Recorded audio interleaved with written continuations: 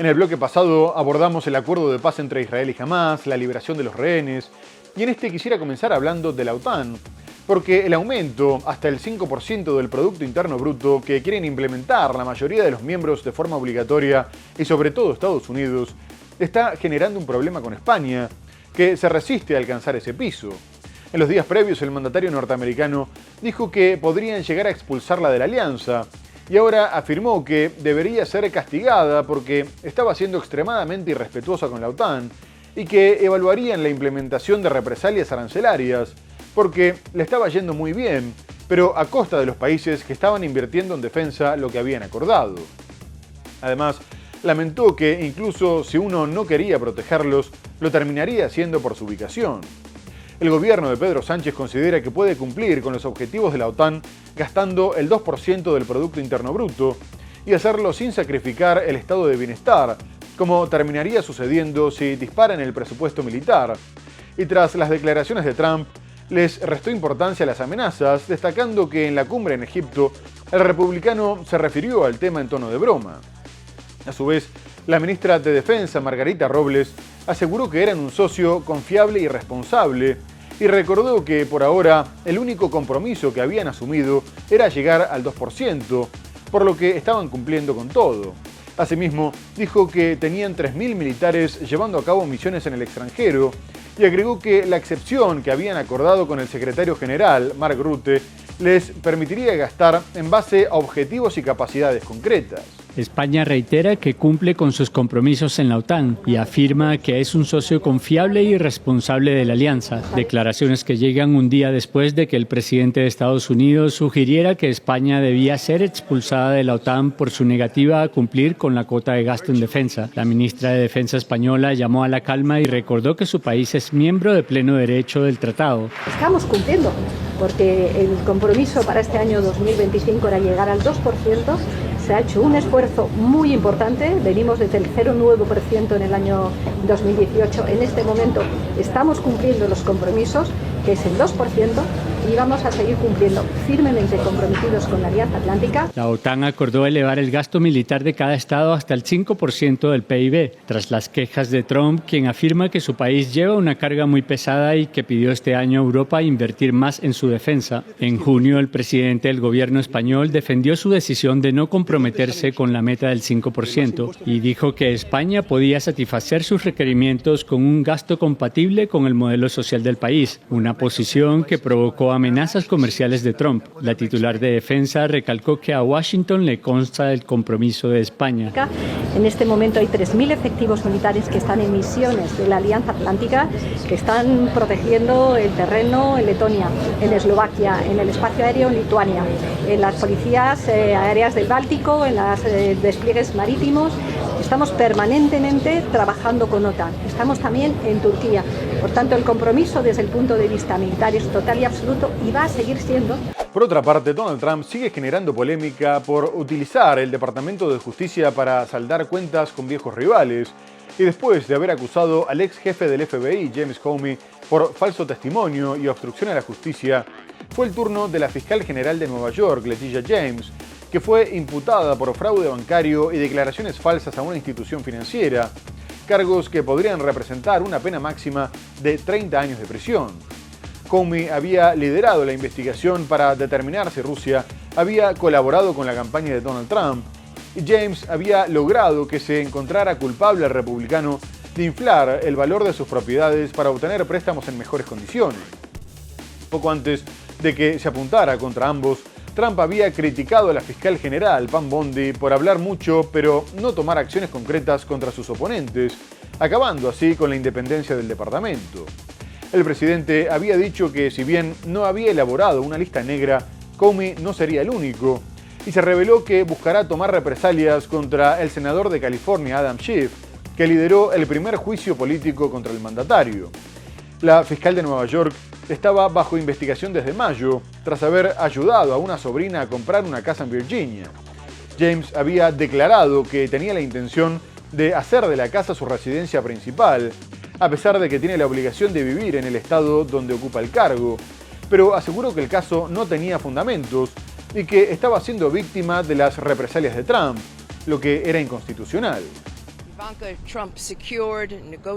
La fiscal general de Nueva York, Letitia James, que logró enjuiciar con éxito al presidente Donald Trump, fue inculpada el jueves con cargos de fraude y es la segunda opositora del republicano acusada judicialmente en las últimas semanas.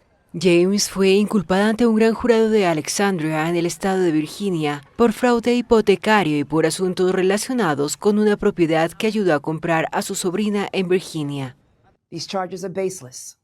Estos cargos sin fundamento y las propias declaraciones públicas del presidente dejan en claro que su único objetivo es una represalia política a toda costa, dijo James en un video publicado en redes sociales, al añadir que las acciones de Trump son una grave violación de nuestro orden constitucional.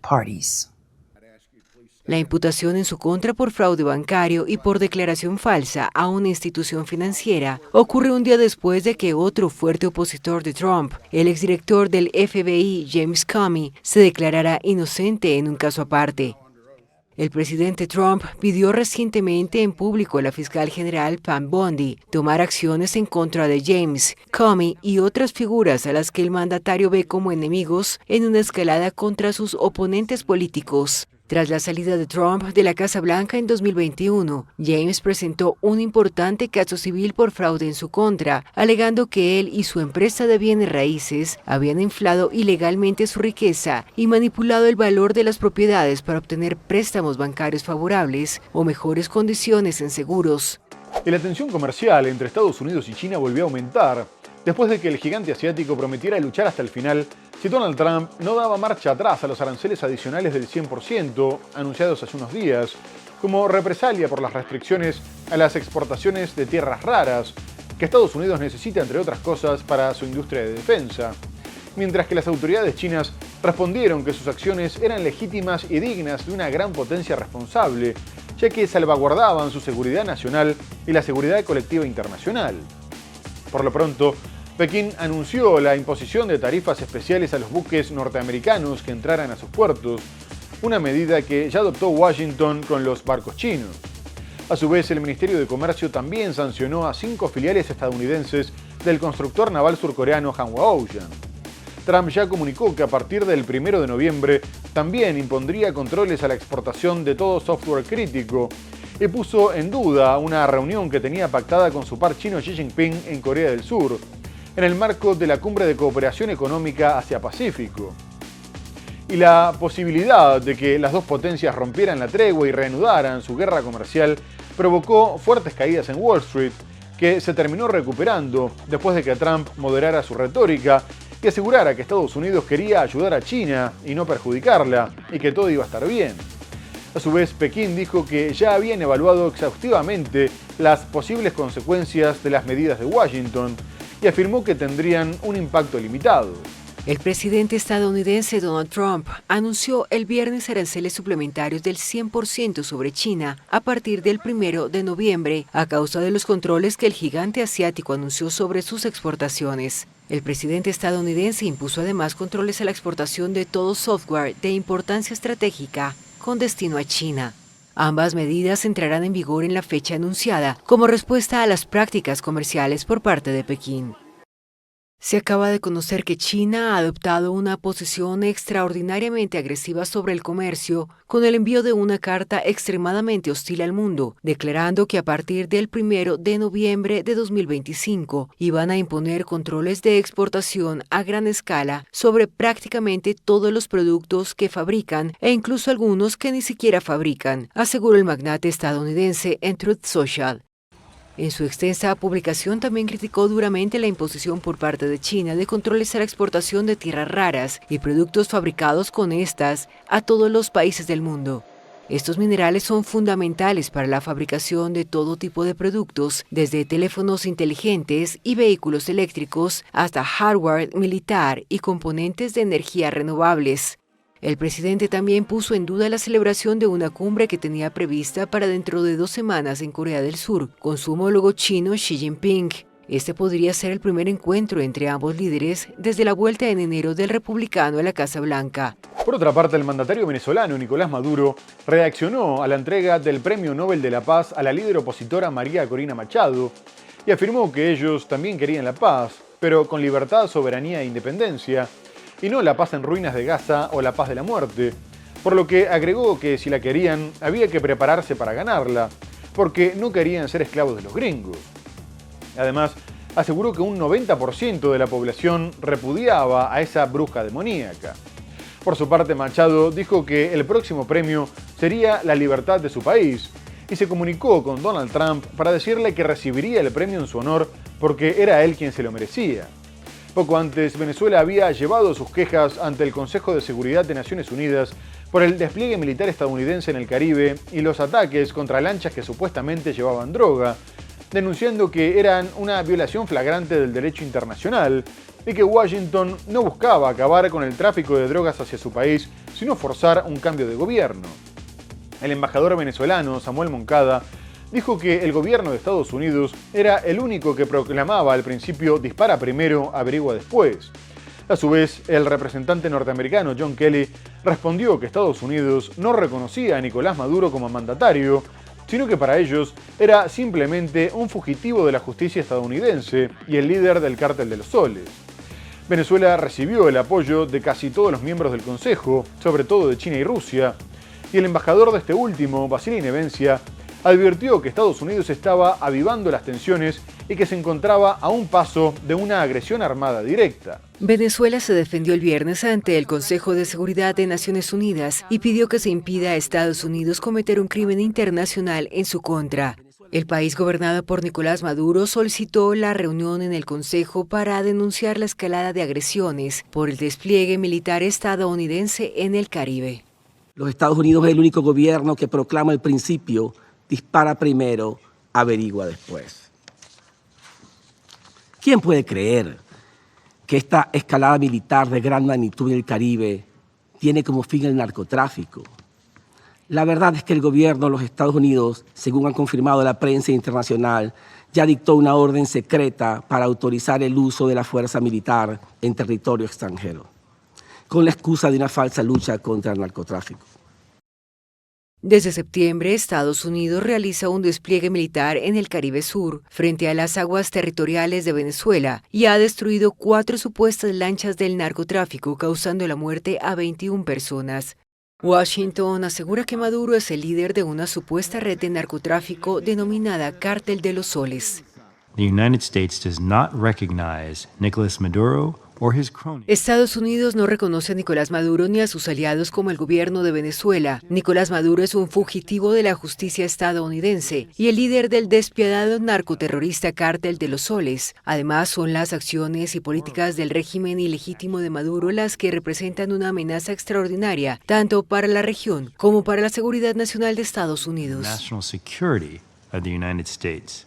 Asimismo, Ecuador continúa viviendo fuertes protestas, sobre todo lideradas por la comunidad indígena y los sectores agrícolas, por la eliminación de los subsidios a los combustibles que hizo que el precio del galón de diésel subiera de 1,80 a 2,80 dólares. El gobierno de Daniel Noboa ya había ordenado el envío de miles de militares a Quito y ahora aumentó el contingente con el despliegue de otros 5.000 para despejar las carreteras cortadas, mientras que la Confederación de Nacionalidades Indígenas denunció que les estaban disparando con munición real y que habían convertido las comunidades en zonas de guerra, reprimiendo incluso dentro de las casas y agrediendo a mujeres, niños y ancianos, en unos enfrentamientos que dejaron medio centenar de heridos, varios de ellos en estado crítico, al tiempo que acusaron a las fuerzas de seguridad de impedirles el acceso a los hospitales. A su vez, los organismos de derechos humanos también denunciaron una violencia desmedida que incluso apuntaba contra los periodistas. Hace casi un mes que se producen hechos violentos y ya dejaron un muerto y cientos de detenidos. La Confederación de Nacionalidades Indígenas había convocado a un paro nacional indefinido contra las políticas neoliberales del gobierno, pidiendo que se respetara el derecho a la protesta, garantizado en la Constitución, aunque la libertad de reunión está restringido en 10 provincias por un estado de excepción decretado por Noboa, que hace unos días denunció un intento de asesinato en su contra, después de que su caravana fuera agredida y dijera que su auto había recibido impactos de bala. Siguen las protestas por el alza de los combustibles en Ecuador. El martes, la mayor organización indígena de Ecuador, rechazó lo que llamó operación militar disfrazada, ordenada por el gobierno para reprimir sus protestas, que según los pueblos originarios deja más de una veintena de heridos en el norte del país. El lunes, un convoy de 100 vehículos con personal militar y policial viajó desde Quito hasta la provincia de Imbabura, principal foco de las manifestaciones que empezaron el 22 de septiembre. El gobierno de Daniel Noboa sostiene que se trata de un convoy humanitario para distribuir víveres a los afectados por los cierres viales. La organización indígena CONAIE lo tildó de operación militar disfrazada. No hubo diálogo ni nada y empezaron ahorita, como ves, a llegar todo así con toda la fuerza. Entonces, ¿qué hace uno? El pueblo se levanta y... Fuimos atacados, la fuerza pública actuó como debe ser, precautelando que la ayuda pueda llegar aquí a Otavalo. Vamos a estar aquí en Otavalo, nada ni nadie nos va a detener. La gente pide esto y nosotros estamos aquí como gobierno y como fuerza para cumplirlo. Indígenas y campesinos protestan contra la eliminación al subsidio del diésel, que eleva el costo de vida en un país donde la pobreza es de 41% en las zonas rurales. Y ahora quisiera ir a Perú, que volvió a sumirse en una crisis política después de que el Congreso destituyera a la presidenta Dina Boluarte, aprobando 4 mociones de vacancia por su permanente incapacidad moral para hacer frente a la creciente inseguridad y al auge del crimen organizado. La primera presidenta mujer de Perú recibió 122 votos en contra de un total de 130 y tuvo que dejar el Ejecutivo a solo 6 meses para las elecciones generales, tras un mandato de poco menos de 3 años, ya que tuvo que reemplazar al izquierdista Pedro Castillo después de que este también fuera destituido, y pactó con la derecha para mantenerse en el poder, aunque con solo un 3% de aprobación. Poco más tarde, asumió el gobierno el presidente del Congreso, el derechista José Gerí, después de que Boluarte no se presentara a ejercer su derecho a la defensa, denunciando que no le dieron un plazo razonable de preparación y que ni siquiera le habían informado el contenido de las mociones presentadas en su contra. Gerí dijo que su gobierno sería de transición y que su gabinete no sería integrado por ninguno de los miembros de la administración anterior. Además, destacó que el principal problema era la delincuencia, aunque Boluarte había dicho que seguramente habría un periodo de paz, porque el crimen estaba siendo impulsado para forzar su salida. Gerí es el 7º presidente peruano en los últimos 8 años y ya había tenido varios casos de corrupción en su contra, por pedido de sobornos y enriquecimiento ilícito, y fue investigado por abuso sexual. A su vez, la Fiscalía pidió que se le prohibiera la salida del país a Boluarte, mientras es investigada por lavado de dinero y aprovechamiento indebido del cargo. Los peruanos amanecieron el viernes con nuevo presidente tras la destitución en la madrugada de la mandataria Dina Boluarte en un juicio político relámpago. José Gerí, un abogado de 38 años y que hasta ahora era jefe del Congreso, tomó juramento del cargo a primera hora por un periodo que se extenderá hasta julio de 2026. Gerí fue recibido con honores el viernes a su llegada al Palacio de Gobierno para asumir formalmente sus tareas. Boluarte había asumido el 7 de diciembre de 2022 en reemplazo del destituido y encarcelado Pedro Castillo. Ahora fue ella la destituida en un juicio motivado por la severa crisis de inseguridad que atraviesa el país. En un mensaje televisado luego de su destitución, la ahora expresidenta aseguró que se va tranquila y en paz y señaló que hay intereses y fuerzas ocultas detrás de la decisión del Congreso. Seguramente la delincuencia en estos días va a menguarse un poquito, porque no me quepa la menor duda que detrás de toda esta situación y de todo este aparato armado hay algunos intereses y manos negras. Tras la destitución, la Fiscalía peruana pidió el viernes a la justicia que prohíba a Boluarte salir del país, debido a 2 casos en los que se la investiga, uno por lavado de activos y otro por negociación incompatible o aprovechamiento indebido del cargo. Mientras tanto, Bolivia se preparaba para el balotaje del domingo entre el senador de centroderecha Rodrigo Paz, que fue el candidato más votado de la primera vuelta contra todo pronóstico, y el exmandatario conservador Jorge Quiroga. Este último lidera las encuestas por alrededor de 9 puntos, aunque se advierte que el resultado podría estar más abierto de lo que parece, dado que habría un 20% de indecisos, teniendo en cuenta que no hay un contraste demasiado marcado, aunque Quiroga pretende un cambio más drástico, con ajustes en cuanto a los subsidios, y Paz propone mantener algunas políticas asistencialistas, al tiempo que prefiere no recurrir al financiamiento internacional a diferencia de su rival.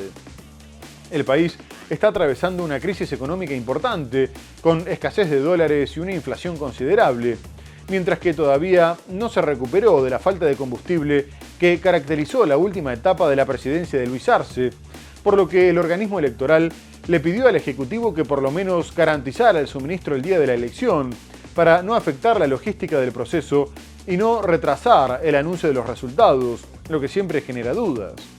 De cualquier forma, el país encara un cambio de rumbo tras casi 2 décadas de gobierno del movimiento del socialismo, que también se vio afectado por una fuerte disputa entre Arce y el expresidente Evo Morales, y quedó sin capacidad de influir en el Congreso.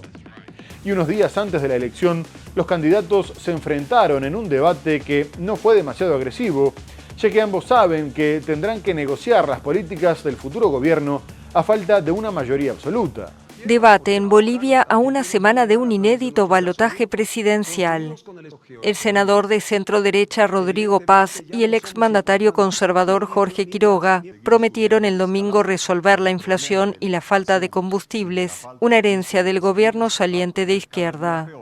Paz habló de bajar los gastos públicos, mientras que Quiroga mencionó gestionar créditos ante organismos internacionales, un paquete de ayuda de unos 12.000 millones de dólares.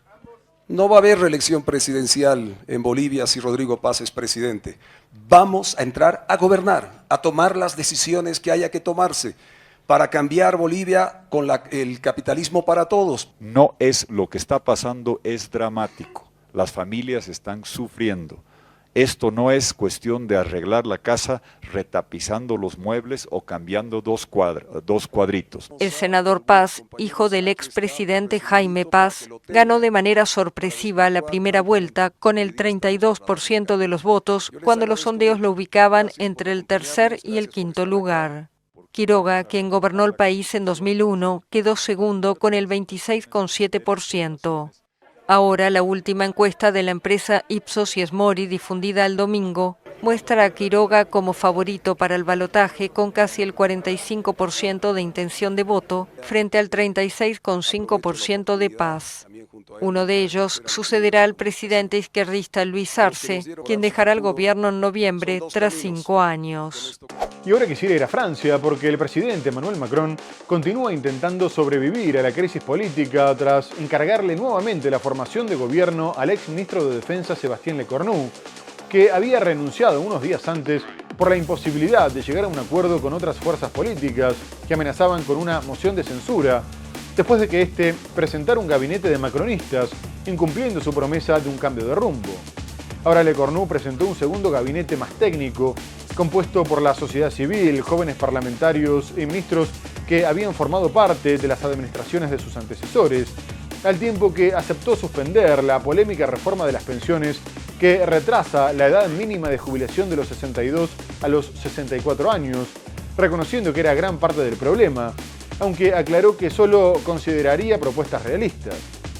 De esta manera, podría conseguir el apoyo de los socialistas, que también exigen un aumento del impuesto a las grandes fortunas, lo que provocaría que los conservadores le retiraran su apoyo al gobierno, mientras que la extrema izquierda y la extrema derecha reclaman la disolución de la Asamblea Nacional y la convocatoria a elecciones anticipadas, y la líder de Reagrupación Nacional, Marine Le Pen, presentó una nueva moción de censura.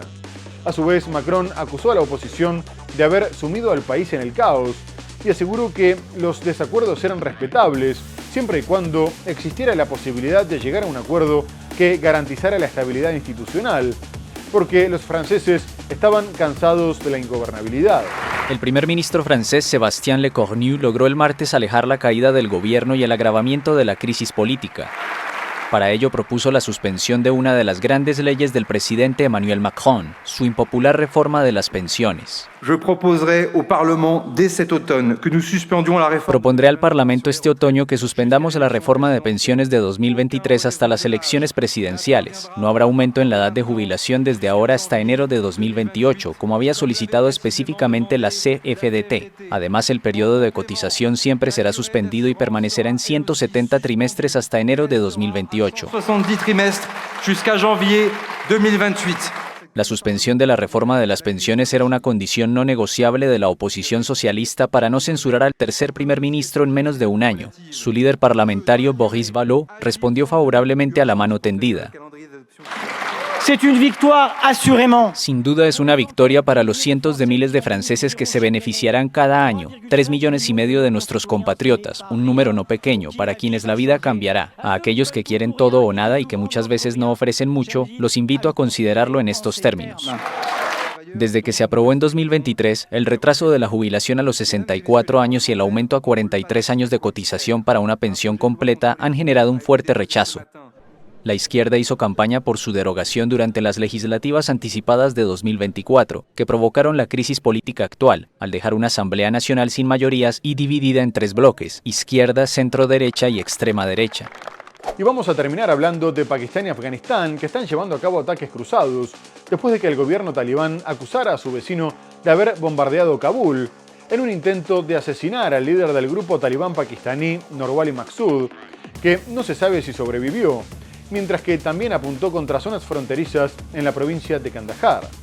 A su vez, las fuerzas afganas atacaron puestos militares a lo largo de toda la frontera, tras lo cual Pakistán informó que 23 de sus soldados habían perdido la vida y los afganos reconocieron el fallecimiento de 9 militares, aunque ambos aseguran que las bajas enemigas son mucho mayores. Posteriormente, las dos partes acordaron una tregua que duró solo unas horas, y los enfrentamientos se retomaron en medio de denuncias de violaciones del alto el fuego, sobre todo con disparos de artillería que dejaron por lo menos 50 muertos. Islamabad acusa a Afganistán de brindar protección a los talibanes pakistaníes, conocidos como Tehrik-e-Talibán, que son incluso más radicales que sus vecinos, ya que están inspirados en Al-Qaeda, y en el 2014 mataron a más de 130 niños en un atentado perpetrado contra una escuela. Kabul asegura que la organización terrorista no se encuentra en su territorio, pero desde la victoria de los talibanes se vio un aumento considerable de los atentados en Pakistán, y en lo que va del año ya hubo casi 2.500 muertos. Se cree que ambos buscarán evitar que los ataques se conviertan en una guerra abierta, pero Donald Trump ya dijo que iba a ocuparse del asunto porque era muy bueno resolviendo guerras. Nuevos enfrentamientos entre Pakistán y Afganistán. Fuentes oficiales de ambos lados de la frontera informaron el miércoles la muerte de decenas de soldados y civiles, mientras las confrontaciones entraban en su segunda semana. La violencia se ha recrudecido desde las explosiones de la semana pasada en Afganistán, incluidas 2 en la capital, que el gobierno talibán atribuyó a Pakistán. En represalia, Kabul lanzó una ofensiva a lo largo de partes de su frontera sur, lo que llevó a Islamabad a prometer una respuesta contundente. Cuando Pakistán atacó a Afganistán, el Ministerio de Defensa ordenó a nuestro ejército deben responder a este ataque. Entonces, los mujahidines a lo largo de toda la frontera, desde la frontera con Irán hasta el corredor de Wahan, lanzaron simultáneamente un contundente contraataque. No queremos atacar ni invadir a nadie, pero si alguien nos ataca, responderemos de la misma manera que lo hicimos con la Unión Soviética y con Estados Unidos y la OTAN. Las relaciones entre los países vecinos han sido muy tensas desde que los talibanes volvieron al poder en Afganistán, en el verano boreal de 2021. Pakistán acusa continuamente a Kabul de dar refugio en su territorio a grupos liderados por los talibanes pakistaníes, lo que Afganistán desmiente. El grupo formado en combate en Afganistán y que reivindica la misma ideología que los talibanes afganos es acusado por Islamabad de haber matado a cientos de sus soldados desde 2021. Muy bien amigos, se nos ha terminado el programa. Hemos hablado del conflicto en Medio Oriente con la firma del acuerdo de paz entre Israel y Hamás, la liberación de los rehenes israelíes. Abordamos otras cuestiones como la guerra comercial entre Estados Unidos y China, la crisis política en Francia, pero lo tenemos que dejar hasta el próximo programa. Muchas gracias por habernos acompañado y hasta entonces.